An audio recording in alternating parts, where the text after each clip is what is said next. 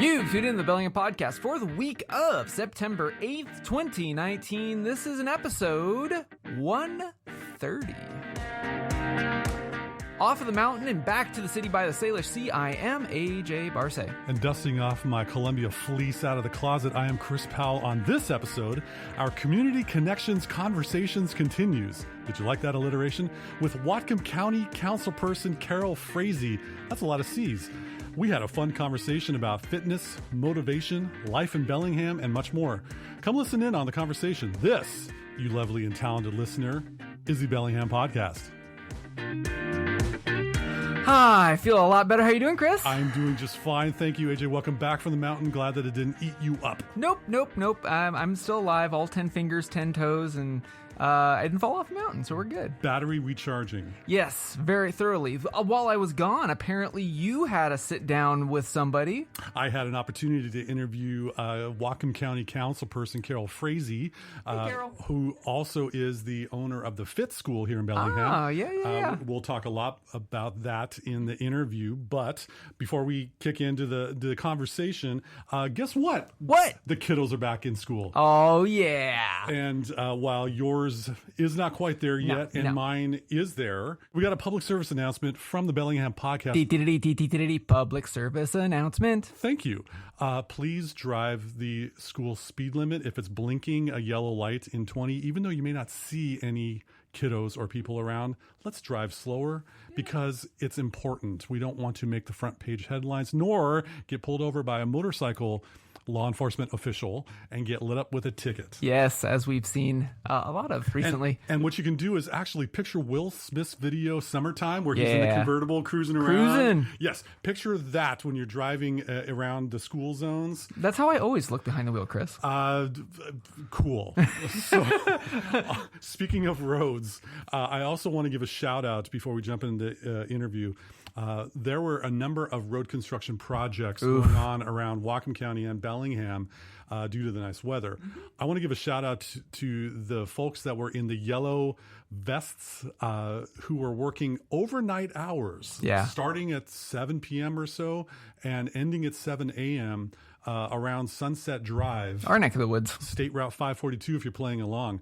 They did a pretty impressive job about fixing whatever they need to be fixed, but also doing a great job in the paving. And I believe they're still in the striping era right now. They are. But shout out to all those folks who are going overnight to not, so that we don't have to have traffic crippled during the workday. No, and the planning of that was really well executed, I thought. My wife and I kind of dreaded when that project was announced. As did my wife. Yeah, because that intersection, you and I both frequent a lot. And no, they gave us ample heads up. That was great to know.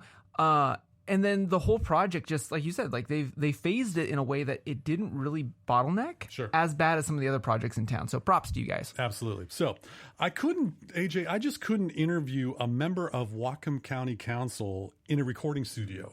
No, and also with that said, this interview is going to be a very gusty one. There's a lot of editing I had to do to this, Yeah, we had to enjoy one of the last remaining sunny days outside, and I chose the Tom Glen Common at the Bellwether. Yes. A beautiful area.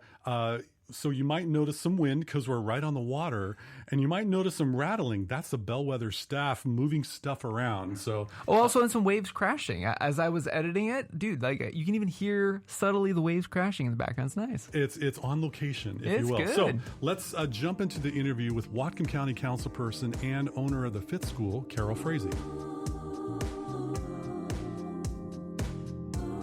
Well, Whatcom County Councilperson Carol Frazey, thank you so much for joining us on the Bellingham Podcast. Thanks, Chris. I'm really excited to be here, and I'm looking forward to all your questions. Well, I have a few of them for you. Some of them I made you aware of. Some of them you may not be expecting. Okay, so if my research is correct, you've lived in Bellingham since 2000. Yes, correct. What brought you to Whatcom County?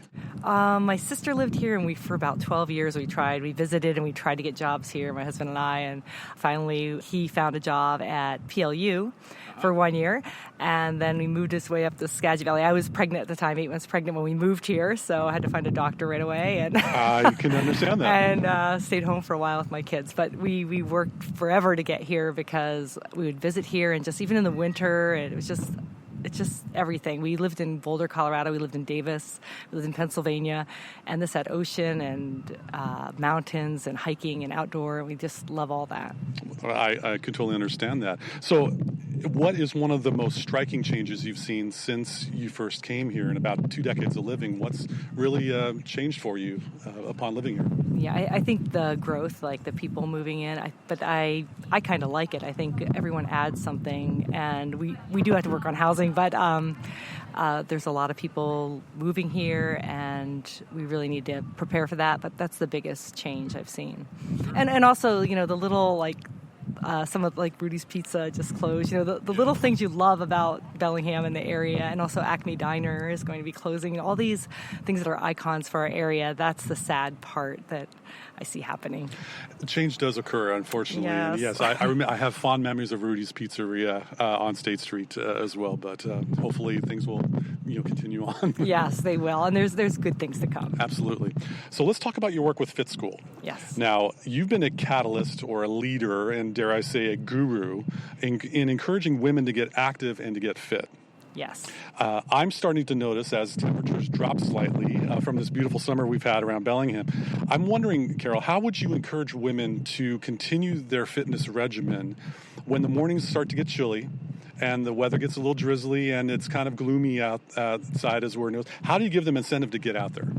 So that's one thing we talk about, starting now, or, make sure you have the right equipment. If you have a raincoat and if you have a headlamp and reflective vest and a friend, maybe, because a lot of people want to feel safe when they're out there. Just making sure you have the gear first. And once you do it a few times, get out, it's pouring down rain and you go out once. And I always tell people to relax right in between their eyes.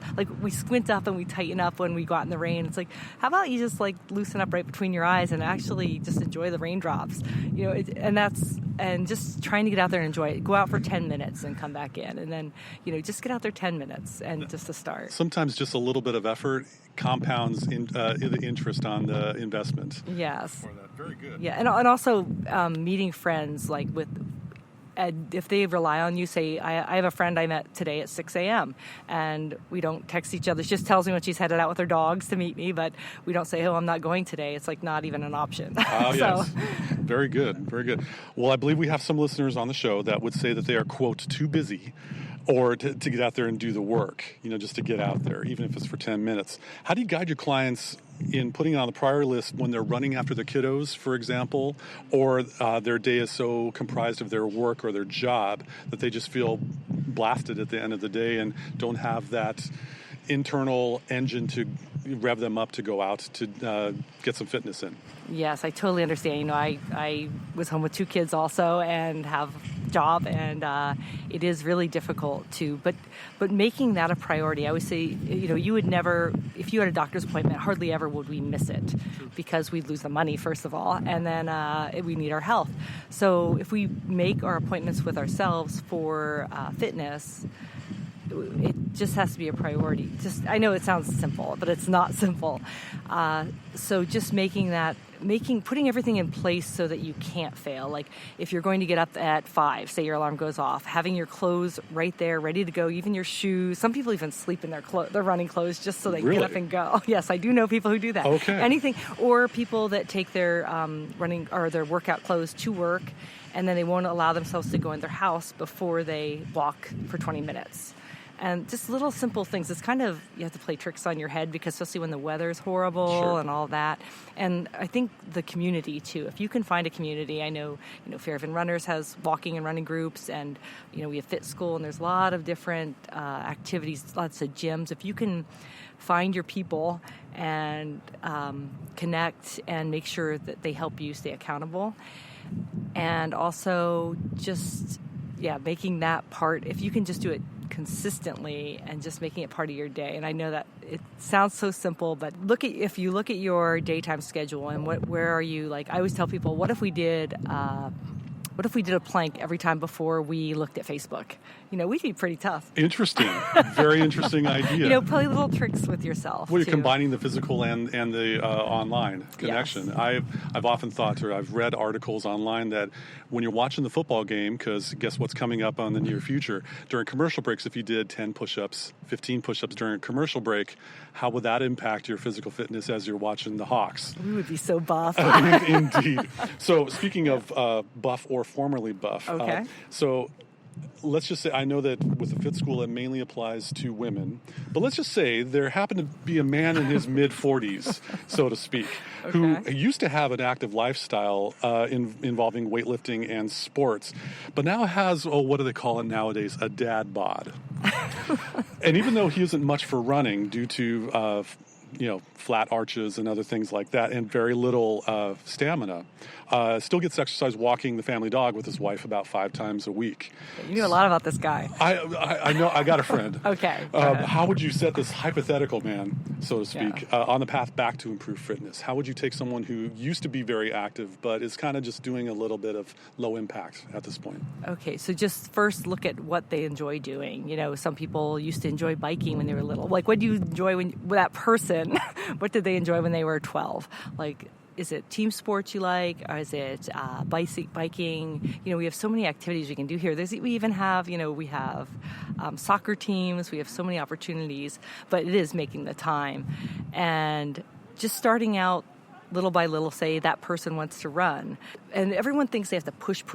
Like, they go out and run, and I see people like really striding out and really pushing hard. But you can, if you held back just a little where it feels okay, and just start doing that 10 minutes. And then the next week, add 5 minutes on, so you're at 15 minutes. And the next week, 20 minutes. And just enjoy, but not pushing it, just taking it real, hold it back, and just quick little steps, I always say, and try to just enjoy. So it sounds like you're advising this hypothetical guy to maybe start off slow.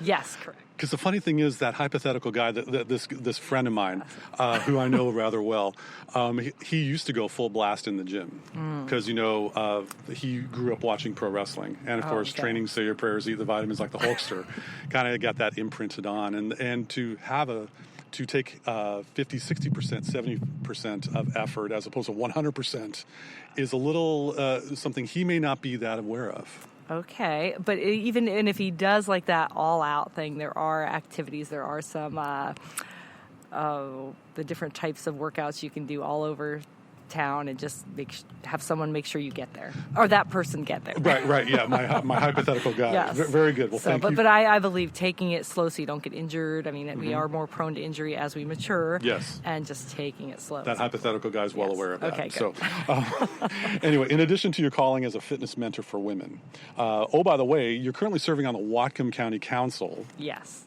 In your first term. And according to the official website, because, I'm on the web a lot, I see that you're a member of the Finance and Administrative Services Committee, the Criminal Justice and Public Safety Committee, the Public Works and Health Committees, as well as the Business and Commerce Advisory Committee, Council of Governments, Intergovernmental Tribal Relations Committee, and Northwest Regional Council. Councilperson Frazey, what is the secret sauce to manage all those spinning plates that impact thousands of people in Whatcom County? First of all, you show up to these meetings, and they're not all in one day. And for personal, I make sure, before I ran, someone told me, I think it was Pinky Vargas, she said, make sure you know your why, and make sure you're there for the people, and make sure you know what you need in order to be the best you can be. So the things I thought about is I need to run every day or walk. I need to do something, so I make sure I get that time. I need to spend some time with my friends, at least 2 mornings a week running, so we get that social and the running in, and also meditating every day. So I make sure I get those in, and I'm okay. But with all those meetings and committees, like I said, it's spread out throughout the time. Sure. And also and you're constantly reading and learning and reaching out to people, so you do have that support there. And on every other Tuesday, we go all day, usually 9 till after 9 at night, and that's when the committees meet, and that's when we have our discussions, and we take our votes. Okay. So. I'm glad things aren't in all one big clump of... yes, I am too. That'd be a busy day. Yes. But many of us in Whatcom County get to see the council from meetings rebroadcast on local television stations perhaps, or through newspaper or online news media outlets. Carol, I would love to learn your perspective of what the experience is like from sitting in the chair on the council. What is the experience? What is an insight that not many citizens like myself would know about life on the council? Okay, so life on the council is really listening. There's always a speaker, or even when we have public comment, there's always a speaker really listening to what these people say. And also my fellow committee members, just really listening. That's what I feel like is the most important. And then making our decisions from there. But so on Tuesdays, every other Tuesdays are our meetings, and we get the materials, paper and online. Just you get it you can look it up at the same time. On Thursdays, usually, or Fridays. It's been later, but just starting to read and go through all the agenda items that we're going to go through and all the background, and then I can reach out to people if I need to during that time. But sitting up there, it's just really being in the moment, really paying attention. And it is a pretty intense day because you're really focused on what people are saying and trying to make decisions from there, from what you've gathered beforehand, and who you reached out to. And then, because I feel like every vote matters, even if it's something someone would think is simple, like a road repair or something, it affects someone. So I really take that to heart, and I want to continue that. Very good. Very good. So in my field as a technologist, I receive clients usually when they are at heightened states of anxiety and frustration, when their computer's not working. So I'm used to working with people who are not in their optimal relating state. I can imagine, I'm fairly confident that elected public officials receive, what's the term, emphatic feedback from both sides of the aisle, if we are to describe the political realm. How do you process both the encouragement and criticism from all sides that are coming at you? We do get that, either phone calls, we get it directly even during the council meetings, and also through email, a lot of email. And just really, each person has a story and each person has a perspective, so really listening to them. And it might be totally not my viewpoint, but I really can listen to where they're coming from. And I think that's the most important thing, is to realize that we're not all going to have the same perspective, and we're coming from a different angle, and that's okay. But listening to, again, it always comes down to listening and just being open to, oh, that's something I didn't think about, a paradigm shift or something, just something that always being aware and thinking and listening. It's tough to have the magic secret solution to meet all people's needs. Yes, and I'm keeping my emotions out of it. That's really important, because once you just get that emotional, like lizard brain, yes. It's all over. So really, and I think that's where the meditation helps, because it just just staying in that place where I'm just open to questioning and listening. And sometimes, that's difficult when people are very emotional on the emotions. And usually I'll just step back if I do get that lizard brain going. So for those of you not aware of the term lizard brain, initially the impetus for this interview, Carol, is I listened to, we both, as it turns out, listened to a podcast called Akimbo, who is by Seth Godin. And Seth Godin is an oracle of information, at least in my life with professional development and leadership. And it turns out County Councilperson Frazey had a listener question on the show, and I'm like, hi, this is Carol Frazey from Bellingham. And I'm like, hey, I know her. I've seen her around. I don't really know her, but still. Carol, what does Seth Godin, how did you encounter this marketing, leadership, business-related guru who is Seth Godin? Yes, I can't remember exactly where. I don't know if I picked up his book, Purple Cow. Have you read it? Yes, and I really love his idea of the purple cow. And did you want to explain the purple cow, or do you remember? I think if you're looking at a field of cows, normally white with typical light-colored cows, if you happen to see one spray-painted purple, you tend to remember that cow. And while my reading comprehension is substandard, I think that was the gist of it. How can you stand out from a field of colleagues or peers, not cows, but to be able to stand out so people will remember you. Was that what you? Yes, and I loved his way of marketing and how it comes from a good place. How can you help people? It's not like I'm trying to market to you. It's like, how can I serve? How can I help people? And I really love that about him. And my husband says that, oh, here we go with Seth again, because I always talk about Seth. Yep, I've talked to my wife about Mr. Godin's thoughts and such, but I think it's for good. Yes, it is. In a lot of ways. Good. All right, let's put the upcoming election aside, and let's put your current role with the county council aside. So now this is just Chris and Carol. Okay. All right. As a citizen of Bellingham for almost 20 years, what's one thing you would want to see improved here in this town? Just one for starters. One for starters is in Bellingham, well, all over the county. I biked here today, and I think we are getting more bike lanes, but I would like to see them everywhere. And I think there's a lot of people that are pushing for that, and just safer. And if you've ever been to Boulder, Colorado, or Davis, California, it's just, bikes everywhere, and I would love to have that all the time. And I did see more today, but I would like to see more of that and more being able to walk anywhere and trails. And I know we have a lot, and we're very spoiled with that. Sure. But I would like to see everything connected that way. It can get better. Yeah, it can get better. I just noticed recently Chestnut Street going up the hill has a dedicated bike lane. They took those 3 lanes and made it 2. And so now that you have to make sure that as you're turning right, you really can't, do any power moves. Right. So no more power moves. And that's the thing I like is like when I lived in Boulder, you always look to the right before you even turn because there's always a bike there. And if we get to that point, I would actually like that.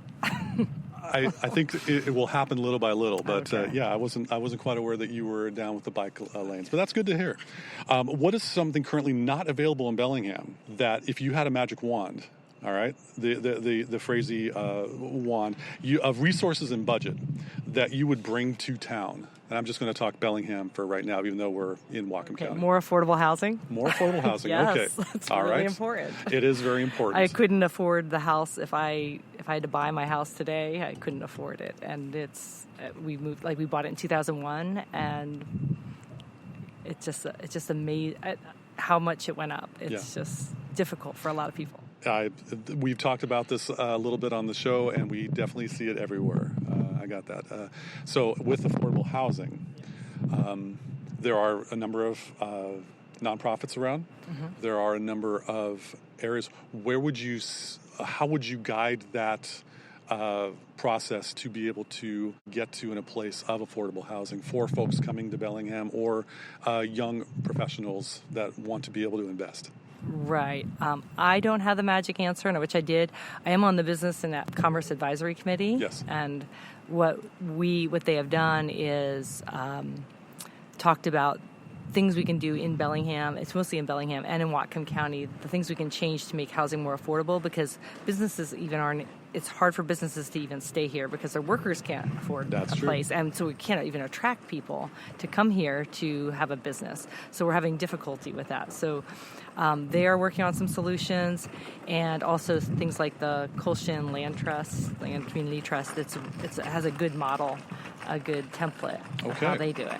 There is no ready-to-print solution. No, I wish there was for a lot of things. But we got to listen to each other, and we got to work together to be able to find out a way to make things better. Yeah, and there's a lot of different things going on. People are doing different ways, like Colshan and everything. So people are trying, and it's not one magic bullet. It's going to be a bunch of different ideas. I understand. Yeah.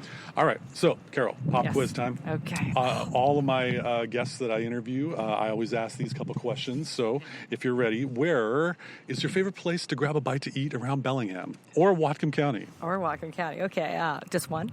Let's start with one. One. Okay.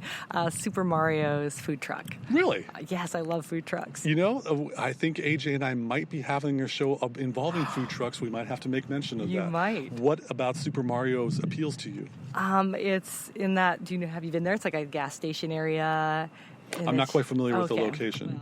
Whereabouts is it located? It's by State Street. Oh, State Street. Okay. State Street. All right. Bit. So, what is your dish of choice? The Super Burrito. I think I may know where it is. I've driven past it. Okay, Super Burrito from Super Mario's. Very good. Yes, that's it. Should you now? This is your a beverage. So whether it's a drink of alcoholic nature, or of coffee, or of tea, where is your favorite location to go around here? Oh, I like a lot of them. We just went to Goods, but I love Boundary Bays, and I love Cabin Fever, and only comes out in the winter. Okay. So that's my favorite. So some people have the pumpkin spice affinity. I'm the Cabin Fever. You got the Cabin Fever. Sounds great. All right. When life gets stressful, and I got a feeling in some cases it might for all that you do, where in Bellingham or Whatcom County do you go to de-stress, unwind, decompress, or just process?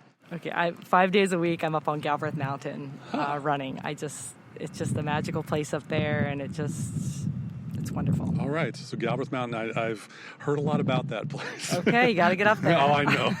It's a well-known, there's cult-like status. And, yes, there is. Very good. Well, Carol Frazey, Whatcom County Councilperson, thank you so much for joining us on the show. Continued success in all of your endeavors, and we're just thankful that you're on the show. Okay, thanks, Chris. This was fun. Outdoorsy, community center. Dude, nailed it. And as you did as well with the work that you had to do audio editing for all the wind gusts. Thank you for that. Sorry about that. That's okay. Sorry, listeners, for all of the grooming on that. If you're listening to it in your car and the subwoofers are going whoop whoop, we apologize. Yeah. But one of the things that, as Carol was mentioning, did you catch her helpful tip for getting out there and doing exercise? Hey, the first step is the hardest. I'm sorry, I was surmising, but basically she said the same thing you said. Pretty much, yes. But my favorite takeaway from what she mentioned, put out your workout clothes the night before. Or sleep in them. Or sleep in them, right? Yeah, so yeah. they're ready to go when you wake up. Now, if you prep ahead of time, you don't have to do that extra effort in the morning when you're all groggy. You get into that routine, it's taking you one step closer to that. So, and don't do it by yourself. You know, I'm a loner by nature. You're an introvert? What? Some people are naughty by nature, but I'm actually a loner by nature. And to lift weights or do exercise with someone, sure. My wife and I walk our dog. That's great. But you can't do this by yourself, dear listener. If you got a friend, a colleague, someone who will help keep you accountable, actually find someone that may be an adversary. Yeah. Because now you got some built-in competition. Well, there's that too. I honestly liked her response to you. Sorry, that friend, hypothetical guy, that guy. Yeah, and I have to say, like, I'm kind of somebody who does this as well. Like when I feel like I've fallen behind in my routine, I would go like guns a blazing. I push myself overly hard, and as of recently, I injured myself and put me out of commission for a month. You know, like that first step is the hardest, but if you feel like you've slipped, ease back into it. You know, don't go guns a-blazing. You got to start light and build things up. We're not revving at the stoplight and gunning it once it turns green. Yeah. So, word of the wise. So this September, we're fully entrenched in September now that Labor Day has passed, and we're going through the month. I have a mission, dear podcast partner AJ. Okay, what is thy mission? Should I choose to accept it? It's not. It's not merely a mission for you, but it's a mission for myself. Oh, okay. I'm not really doing a diet. I'm not really doing the dietary things. I thought you were on. I thought you were on a diet right now. Trying to, but you know how I am. Okay, cool. It goes for a while. But for the month of September, I am attempting a thing called intermittent fasting. Oh, yeah. Or at least a period of time that I will consume food and putting stuff in my mouth. Okay, so when's the kitchen open and when does the kitchen close? 11 a.m. to 7 p.m. Nice. It's an 8-hour window, so I'm not eating 8 consecutive hours, but I'm able to eat. My gut is welcoming or saying vacancy to food and drink for Pac-Man, 8 nom, hours. nom, nom, nom, nom, nom. And then from 7 p.m. to 11 a.m., I don't consume anything except for liquids. Okay. In the morning, just because water and tea and coffee, I presume. Maybe some caffeine here and there. Okay. But yeah. So I'm going to give that a try, and also no sugar or junk food. I recently was able to go have dinner with my beautiful daughter, and she wanted to go get dessert, and I had to break the bad news. I'm sorry, I'm not able to have dessert, and but I'll go there with you. And she's like, nah, don't worry about it. But it's that plus having a container from the Meal Prep Sunday thing my beautiful wife and I have done. It's really easy. It's almost a no-brain way kind of food. I just can't eat before 11 and after 7. So that's my mission. So what do you got going on, AJ? So other than taking advantage of the last little bits of awesome weather that we have, Distinguished Gentleman's Ride's coming up. And is this your third year? Yeah, it's my third year, and I usually ride with our neighbors to the north up in Vancouver, Canada. Yes. And so this year, at the time of this recording, we've already raised $2 million, all of us globally, in the Distinguished Gentleman's Ride. That's astounding. And all of these proceeds support both the Movember Foundation and the Distinguished Gentleman's Ride. And they're nonprofit, as we always love good nonprofits. Absolutely. And with 23 days to go, we've got, I think there's over 600 rides around the world. And what these men and women do, we dress up in our most dapper attire, and we go through city centers in polite, gentlemanly, and gentlewomanly manner. That's a way of putting it, yeah. To promote men's health, specifically prostate cancer and men's mental health. And yeah, it's an awesome ride as a motorcyclist, but also just as a spectator, seeing a fleet of awesome classical motorcycles and everybody dapper to the hilt. We're showstoppers. Absolutely, especially the people trying to turn right on the road that you're all driving down. So if that interests you, you can do a couple of things. One, you can sponsor me as a rider. I'll have a link in the show notes. For the love of Paul Stanley, drink. And nothing of it goes to me. It goes directly to the cause. Or if you just want to kind of find out what this cause is about, and on any social media, you can follow the hashtag #RideDapper. Yes. And you can take a look at years past as well as the progress that's being made this year. And you can also find out if there's any rides in your city. We don't have one here in Bellingham, but there is one in Seattle and Vancouver and several cities across the U.S. So very good. Check it out. Absolutely. But also along the same lines, because of DGR, which is the 29th of September, if you're following along, and our schedules just in life and stuff, this will be the last podcast for 2 weeks, just because it's hard to pin me down as I am trying to hit as many peaks as I can before the fall. Absolutely. Hits. And so we appreciate the subscribing that you do. And so give it a couple of weeks. We'll be back with some fresh new content. But most importantly, out of all of this, AJ, yes, we must thank Whatcom County Councilperson Carol Frazey. Yes. For taking the time to sit down and chat with us. Thank you so much. I thoroughly enjoyed my interview, and we had a great chat. Yeah, that was great. As blustery as it was. Yeah, I'm sorry about that, man. I couldn't control the weather, but I had to go outside. I know. I got you. Got you. So thanks, Carol, for joining us on the show. Cool. All right, so let's stick a fork in this and wrap the show up. That wraps it up for this edition of the Bellingham Podcast. Thank you again so much for listening to us, rating us, reviewing us, wherever you like to get our podcast, or if you're in the Bellingham area, you might be listening to us over there on community-powered KMRE 102.3 FM.